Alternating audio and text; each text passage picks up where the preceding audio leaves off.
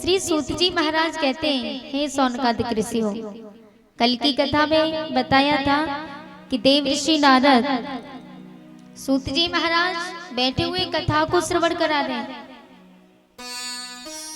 ऋषियों ने कहा, बोले महाराज एक बात बताओ, ये 7 दिन की कथा की परंपरा कब से चली? कथा तो इतनी आनंदमयी कथा है तो कम से कम 1 वर्ष तक होनी चाहिए, 1 महीने 2 महीने तक होनी चाहिए, लेकिन इसको 7 दिन में ही फटाफट क्यों सुना देती? ये 7 दिन की परंपरा कहाँ से चली? सूत जी महाराज कहते हैं, हे ऋषियों, ये 7 दिन की परंपरा देव ऋषि नारद से चली। नारद जी से? हाँ, लेकिन हमने तो सुना है कि नारद जी कभी 1 घंटे से 2 घंटे से ज्यादा कहीं ठहरते नहीं है। तो ये 7 दिन की कथा इन्होंने श्रवण कहाँ से कर ली? तो कहा, एक बार बद्रीनाथ में चारों ऋषि घूम रहे थे, भ्रमण कर रहे थे। चारों ऋषियों ने, जो ब्रह्मा जी के पुत्र हैं, सनक सनंदन सनातन सनत कुमार, ये चारों ऋषि ब्रह्मा के पुत्र हैं। ब्रह्मा के पुत्र नारद जी भी हैं। तो इनकी दृष्टि नारद जी पर गई। नारद जी ने जैसे देखा, और नारद जी को चारों भाइयों ने दूर से देखा। ये चारों भाई पंचहायन संयुक्ता, ये चारों भाई 5 वर्ष के थे, कभी 6 वर्ष के नहीं होते थे। इन्होंने ब्रह्मा जी से वरदान मांगा था। ये चारों भाई 5 वर्ष के थे, लेकिन नारद जी से बड़े थे। नारद जी को देखा, बोले बड़े भैया आप यहाँ? बोले हाँ भैया, आप ऐसे मुंह लटकाए कहाँ घूम रहे हो? तब नारद जी ने कहा, भैया मैं बड़ा परेशान हूं, मैं इतने दिनों से सत्कर्म के लिए भटक रहा हूं, लेकिन मुझे सत्कर्म नहीं मिला। ये सत्कर्म कहाँ मिलेगा? बोले तो सत्कर्म ऐसे दिल्ली मुंबई कलकत्ता में घूमने से थोड़ा ही ना मिलेगा। बोले तीर्थ यात्राओं पे घूमते, तीर्थ यात्राओं में जाते तब मिलता। नारद जी ने कहा, मैं तीर्थ यात्राओं पर ही गया। हरि क्षेत्रम कुरुक्षेत्रम श्रीरंग सेतु वंदनम पुष्करम च प्रयागम च काशी गोदावरी तथा।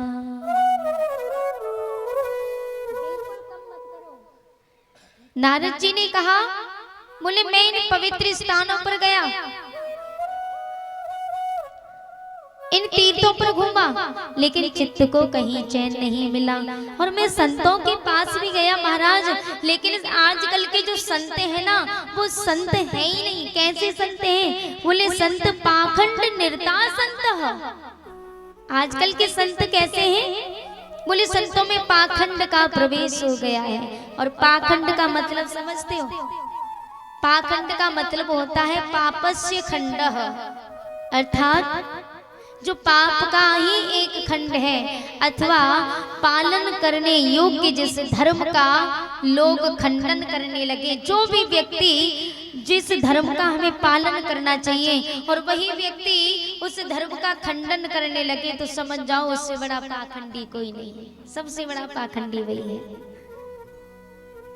तो बोले मैं संतों के पास भी गया, लेकिन संतों में पाखंड का प्रवेश हो गया। नारद जी ने कहा, मैं घूमते घूमते वृंदावन में भी गया। तो वृंदावन में क्या देखा आपने? बोले वृंदावन में मैंने देखा एक देवी जी हैं जिनका नाम भक्ति है, और देवी जी यमुना के समीप, यमुना के किनारे बैठे हैं। उनके दाएं बाएं 2 बूढ़े पुरुष थे। तो मैंने जाकर के पूछा, तत्ताश्रयं मया दृष्टम श्रूयतां तन्मुनीश्वराः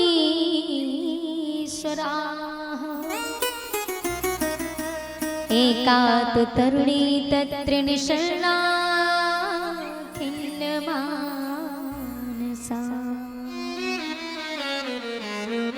वृंदावन में मैंने जो विचित्र आश्चर्य देखा, वो भी सुन लीजिए महाराज। बोले क्या देखा?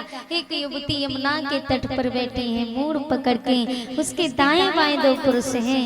और मैंने जाकर के पूछा, काशी तुम देवी जी तुम कौन हो, तुम्हारा नाम क्या है, और ऐसे आप क्यों रो रही हो? तो देवी जी ने मुझे जवाब दिया। माता भक्ति ने कहा, बाबा अहम भक्ति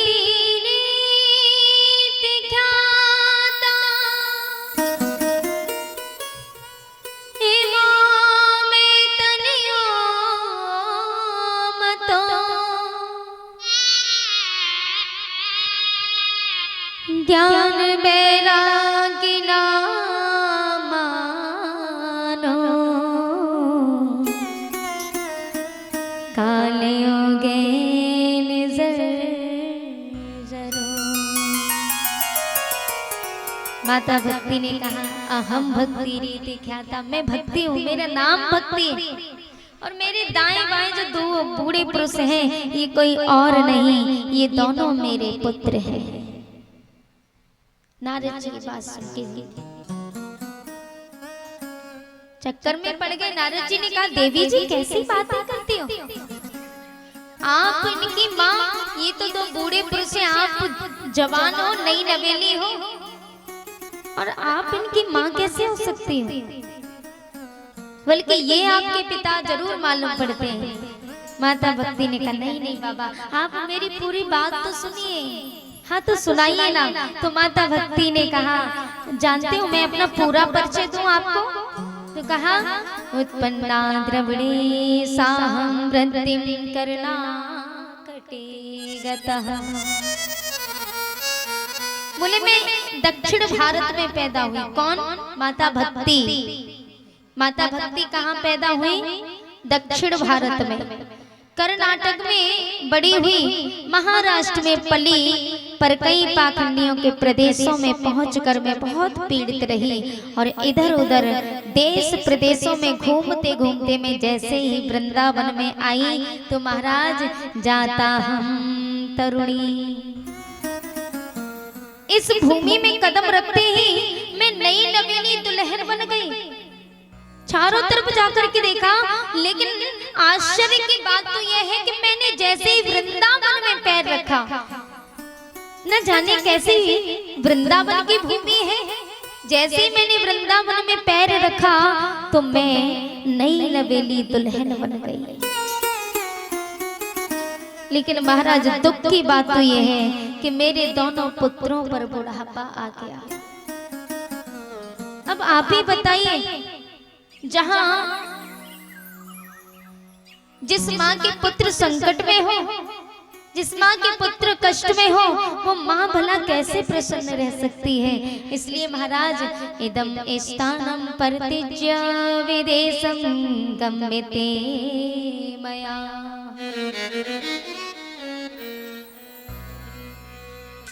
माता भक्ति ने कहा, इस भूमि को छोड़ मैं विदेश भाग जाऊंगी। नारद जी सुनते ही घबरा गए। बोले, माता जी ऐसा गजब मत करो। अरे भारत भूमि की पहचान भक्ति से ही तो है। यदि आप इस भारत की पवित्र भूमि को छोड़ के विदेश भाग जाओगी माता, तो इस भारत भूमि में फिर क्या बचेगा? क्योंकि हमारे भारत की पहचान सिर्फ और सिर्फ माता भक्ति से है। क्योंकि आज भी यहाँ जितने लोग बैठे ना, सबके हृदय में माता भक्ति की वासना है, तभी तो आप यहाँ बैठे हो। और हमारे भारत की पहचान भी तो माता भक्ति के नाम से है। भक्ति भाव में जहाँ के सभी प्राणी रत रहते हो, उसका नाम है भारत। भक्ति में रत भाग्याने भा माने प्रकाश, जिन जीवों में ज्ञान का प्रकाश हो, उसका नाम है भारत। तो भक्ति से और ज्ञान से भरा हुआ ही तो हमारा भारत वर्ष है। और आप विदेश चली जाओगी तो इस भारत में क्या बचेगा? माता भक्ति ने कहा, बेटा अगर दुखी हो तो माँ कैसे प्रसन्न रहेगी? नहीं रह सकती है माँ। नारद जी सब समझ गए। बोले, क्षण मात्रेण तज ज्ञाता वाक्य मुचे मुनीश्वरा। एक क्षण में सारा रहस्य जान करके तब नारद जी बोले, देवी जी अभी तो कलयुग का शुभारंभ हुआ है, सतयुग त्रेता द्वापर में बड़े आनंद से आप रहें और बड़ा आनंद भी आया। लेकिन माता जी ये जैसे धीरे धीरे कलयुग आगे बढ़ता जाएगा ना, जैसे धीरे धीरे वर्षे वर्षे क्रमान जाता, मंगलम नापि दृश्यते। जैसे जैसे कलयुग आगे बढ़ता जाएगा वैसे वैसे ये मंगल महोत्सव गायब होते जाएंगे भैया। अभी तो कलयुग देखा होगा आपने, कितना घोर कलयुग आ गया, फिर भी बाप बेटी को नहीं देख रहा, बेटी पिता को नहीं देख रही, भाई बहन को नहीं देख रहा, चाचा भतीजी को नहीं देख रहा, और यहाँ तक कि इतना अत्याचार हो रहा है। महाराष्ट्र में भी 4 साल की बेटी के साथ कितना अत्याचार हुआ, उसको तो उसके साथ में गलत व्यवहार किया। 24 वर्ष का लड़का था, गलत व्यवहार किया और उसका सर पत्थर से कुचल करके फेंक दिया। आजकल कोई कुछ देख नहीं रहा, ये कलयुग है। नारद जी ने कहा, देवी जी आप घबराएं मत, आप सतयुग त्रेता द्वापर में बड़े आनंद के साथ रही, लेकिन अभी अभी तब भी वर्षे वर्षे क्रमान्यता मंगलम नापि दृश्यते, दृश्यते माने देखना, अभी अभी तब भी आपको ये मंगल महोत्सव देखने को मिल रहे हैं। ये कथा भागवत हो रही है, ये लक्ष्मी नारायण यज्ञ हो रहा है, तो कितना आनंद आ रहा है ना। यहाँ सब प्रेम भाव से बैठे हैं, आज यहाँ लोग बैठे हैं प्रेम से कथा को श्रवण कर रहे हैं। आज यहाँ भीड़ इकट्ठी है, लेकिन आगे चलकर के इतना घोर कलयुग आएगा कि लोग एक दूसरे के पास बैठना दुर्लभ करेंगे, कोई किसी के पास बैठेगा नहीं, सरेआम कत्ल होगा, सबके घरों के दरवाजे बंद हो जाएंगे। इस कलयुग में कलयुग का राजा बन करके सिर्फ वही जिएगा जिसके पास धन होगा, पैसा होगा, और जो गरीब होंगे गरीबों को कीड़े मकोड़े समझ के कुचल के फेंक दिया जाएगा। ऐसा कलयुग आने वाला है। अभी अभी आपको फिर भी कथा भागवत सुनने को मिल रही है, रामायण सुनने को मिल रही है, आगे चल करके घोर कलयुग आएगा, भागवत गीता फाड़ फेंक दी जाएगी, ग्रंथों की होली जला दी जाएगी, ये मंगल महोत्सव देखना दुर्लभ हो जाएंगे। ऐसा कलयुग आने वाला है। माता भक्ति ने कहा, देवर्षि यदि ये कलयुग इतना ही दुष्ट है तो महाराज परीक्षित ने इसको मारा क्यों नहीं, इसको वरदान क्यों दे दिया। तब नारद जी ने कहा, यत् फलम नास्ति तपसा न योगेन समाधिना तत् फलम लभते सम्यक् लौके सबके इतना। नारद जी ने कहा, देवी जी अन्य युगों में जो कठोर तपस्या करके फल मिलता था, वो फल केवल कलयुग में हरिनाम संकीर्तन करने से प्राप्त होगा। कि कलयुग केवल हरि गुण गावत नर पावे भव था।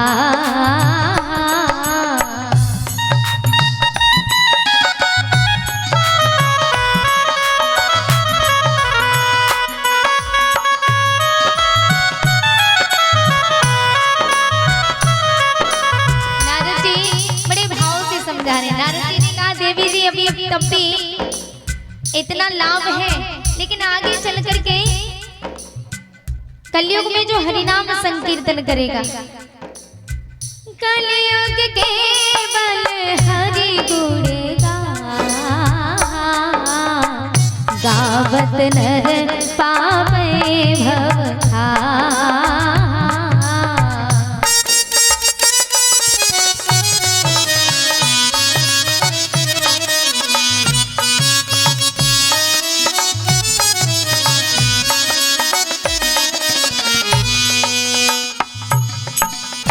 नारद जी ने कहा कलयुग हरिनाम, केवल कलयुग में हरिनाम संकीर्तन से वो फल मिलेगा जो तपस्या करके, यज्ञ करके, पूजा पाठ करके अन्य युगों में मिलता था, वो केवल कलयुग में हरिनाम संकीर्तन करने से मिलेगा। और साथ ही साथ भगवान ने कलयुग को एक आरक्षण भी दिया है भैया। क्या आरक्षण दिया है? तो आरक्षण ये दिया है, मानस पुण्य होए नहीं पापा। यदि मन से पुण्य करोगे तो पूरा फल मिलेगा। ऐसा हम नहीं कह रहे, बना के भागवत में लिखा है, मानस पुण्य होए नहीं पापा। यदि मन से आप पुण्य करोगे तो पूरा फल मिलेगा। और यदि आपने मन में सोचा ना, सत्युग त्रेता द्वापर में किसी का बुरा सोचने पर भी दंड मिलता था, कड़ी से कड़ी सजा मिलती थी, दंड मिलता था बुरा सोचने पर भी किसी के बारे में। लेकिन कलयुग में हम किसी के बारे में बुरा सोच रहे हैं ना, तो इसका कोई दंड नहीं, और अच्छा सोचोगे तो पूरा पूरा फल मिलेगा। जैसे मान लो हमने कहा, हम मन में सोच रहे हैं कि भैया ये बुढ़ा बड़ा बेकार है, मान लीजिए हम मन में सोच रहे कि ये बुढ़ा बड़ा बेकार है, भगवान करे इसका सत्यानाश हो जाए, भगवान करे इसका नाश हो जाए, भगवान करे भगवान इसकी मट्टी समेट ले। अच्छा, ये मन में हम सोच रहे हैं तो इसका हमें कोई दंड नहीं मिलेगा। लेकिन ऐसा सोचने पर त्रेता सतयुग द्वापर में दंड मिलता था। उन युगों में अगर कोई बुरा सोच लेते किसी के बारे में तो दंड मिलता था, इसलिए सोच भी नहीं सकते थे किसी के बारे में गलत। कलयुग में कितना भी किसी के बारे में गलत सोचो तो कोई दंड नहीं मिलेगा। अगर मन में आपने सोच लिया, अरे भैया बाबा जी बड़े बुजुर्ग हैं, बेचारे सर्दी में पड़े परेशान हो रहे हैं, काश हमारे पास धन होता तो हम इनकी कुछ ना कुछ सहायता करते, इनकी मदद करते, ऐसा हम मन में सोच रहे, लेकिन हमने इनके साथ किया नहीं। सोचने पर पूरा पूरा पुण्य मिलेगा हमें, ऐसा भागवत में लिखा है। तो ये है, इसलिए नारद जी ने कहा देवी जी, इसलिए परीक्षित महाराज ने कलयुग को नहीं मारा। ये सुविधा केवल कलयुग में है भैया, ये सत्युग त्रेता द्वापर में नहीं थी। कलयुग के बड़े फायदा हैं, लेकिन फिर भी लोग फायदा उठा नहीं पाते हैं।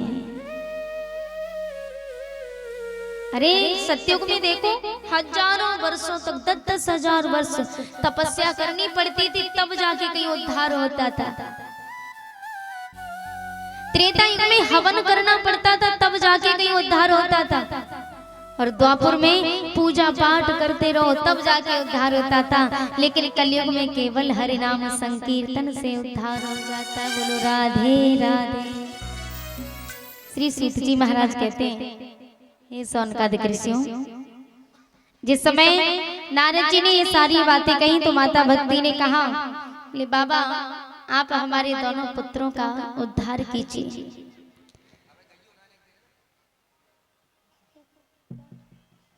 जैसे ही बात कही कि हमारे दोनों पुत्रों का उद्धार कर दीजिए, नारद जी ने कहा देवी जी आप चिंता न करें। तो नारद जी ने क्या किया, 4 वेद होते ना, चारों वेद ज्ञान और वैराग्य को श्रवण कराए। ब्रह्मा जी के लिखे हुए चारों वेद श्रवण जिस समय कराए तो ज्ञान वैराग्य को थोड़ा बहुत होश आया, आंखें खोल करके देखा और फिर बेहोशी की हालत में नीचे जमीन पर गिर गए। नारद जी चिंता में पड़ गए, बोले ऐसा कैसे हुआ। नारद जी को चिंता होने लगी। उसी क्षण आकाशवाणी होती है, और आकाशवाणी हुई तो कहा,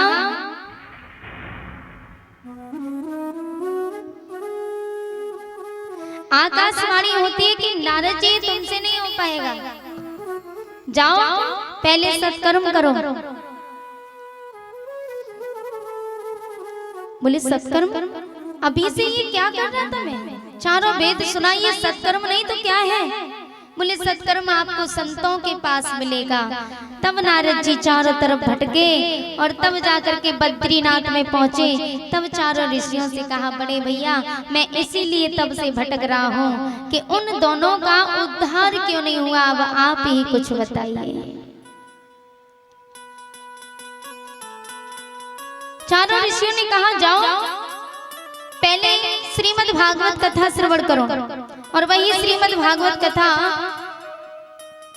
ज्ञान वैराग्य को सुनाना, उद्धार हो जाएगा। तो जैसे ही बात सुनी उसी समय नारद जी ने कहा, भैया एक बात बताओ, तब से मैं सत्कर्म नहीं कर रहा था तो क्या कर रहा था? ये भागवत है क्या? अरे जो वेद ब्रह्मा जी ने लिखे उन वेदों से बड़ा कुछ भी नहीं है। ये भागवत तो मामूली सी चीज है। और भागवत के अंदर है ही क्या?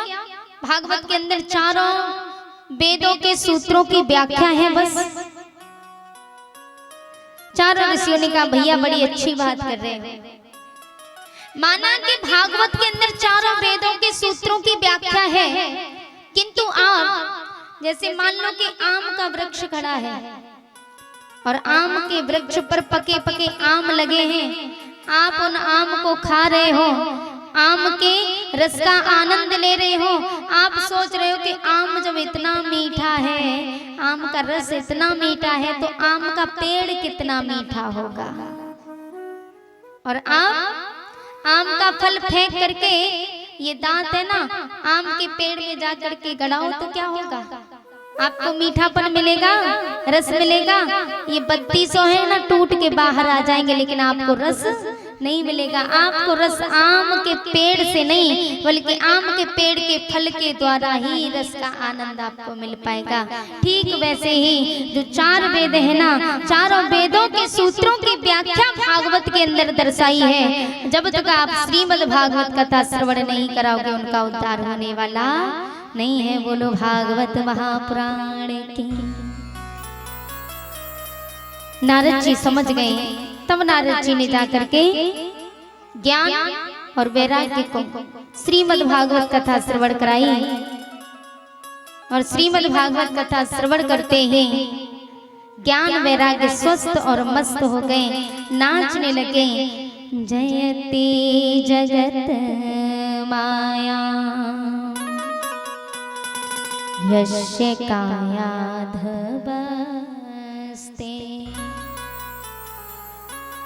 वचन रचन में कम केवलम चाकलैया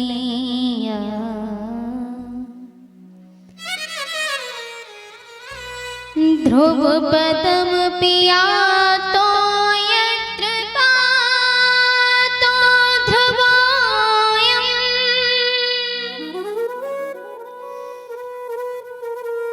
सकल कुशल पात्रम ब्रह्मपुत्रम नतास्मि ब्रह्मपुत्रम नतास्मि जयति जगत माया यस्य कायाधव। माता भक्ति पूरे ब्रज में, वृंदावन में नाच रही हैं, अपने पुत्रों को स्वस्थ और मस्त देखते हुए पूरे ब्रज की गलियों में घूम रही हैं, नाच रही हैं, आनंद लेते हुए और श्री गोविंद के पाद पद्मों में वंदन करते हुए किस प्रकार नाच रही हैं कि ब्रज के नंद लाला, कि ब्रज के नंद लाला श्री राधा जू के सावरिया सब दुख दूर हुए जब तेरा नाम लिया हो, सब दुख दूर हुए जब तेरा नाम लिया। ब्रज के नंद लाला राधा झुके सावरिया, सब दुख दूर हुए जब तेरा नाम लिया। हो सब दुख दूर हुए जब तेरा नाम लिया। राधे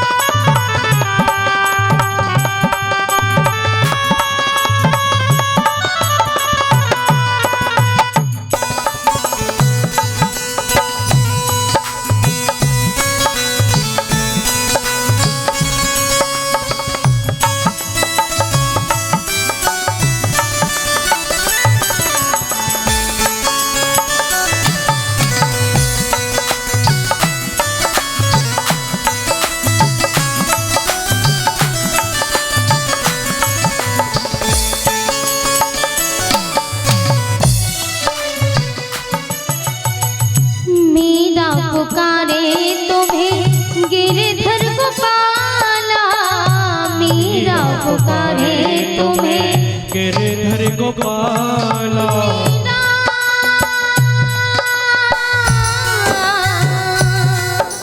मीरा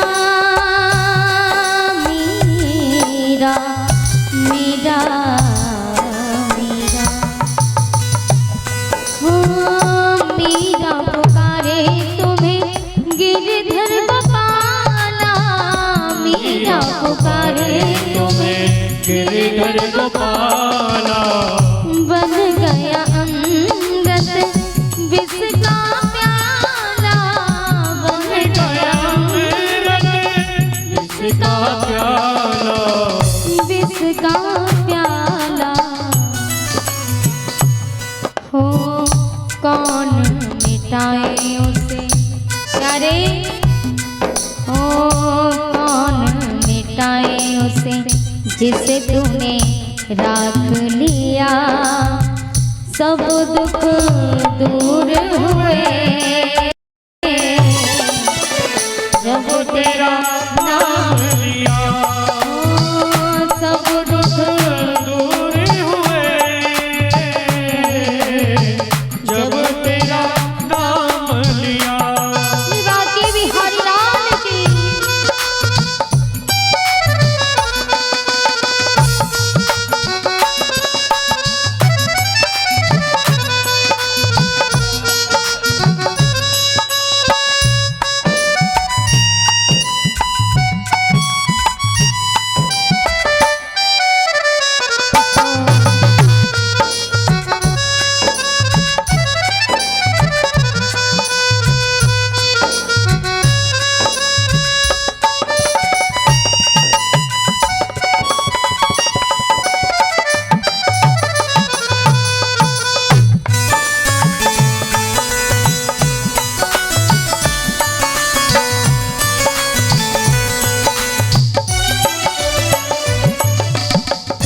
जब तेरे गोकुल में आई विपदा भारी, जब तेरे गोकुल में आई विपदा भारी।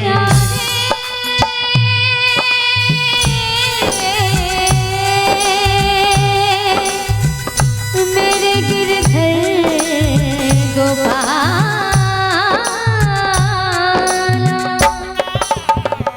जब तेरे गोकुल में आई विपदा भारी, जब तेरे गोकुल में आई विपदा भारी। एक इशारे में सारी विपदा टारी, एक इशारे में सारी विपदा टारी, सारी विपदा टारी। हो मुड़ गया गोवर्धन, हाँ मुड़ गया गोवर्धन जिसे तूने उठा लिया। सब दुख दूर हुए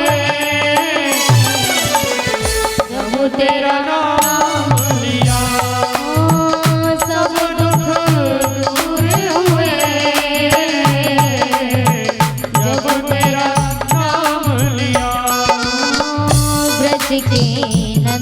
लाला श्री राधा झुके सावरिया, सब दुख दूर हुए जब तेरा नाम लिया। ओ सब दुख दूर हुए जब तेरा नाम लिया। सब दुख दूर हुए जब तेरा नाम लिया। बुलवा के बिहारी लाल की, राधा रमण सरकार की जय जय श्री राधे श्याम। श्री सूत जी महाराज कहते हैं, हे सोनकादिक ऋषियों, माता भक्ति उसी क्षण भगवान विष्णु के भक्तों के हृदय में विराजमान हो जाती हैं।